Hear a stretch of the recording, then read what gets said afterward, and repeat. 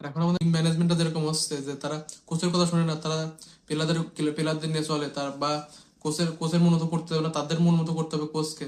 তাহলে এই সেই দিনটা বেশি দূর নাই যে দিনে মানুষ আমাদের বলবে ম্যানচেস্টার ইউনাইটেড 2.0, সেই দিনটা বেশি দিন দূরে নাই।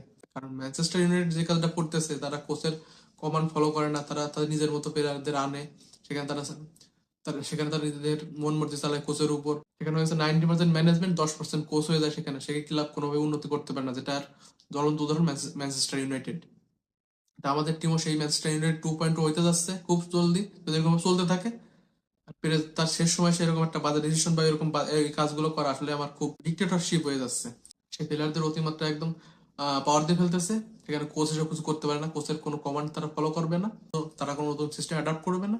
আর এই জিনিসটা চলতে থাকলে রিয়াল মাদ্রিদ ম্যানচেস্টার 2.0 হইতে বেশি দিন সময় লাগবে না। এটা আপনি লিখে রাখতে পারেন। I wish mister Jabelon all the very best. It was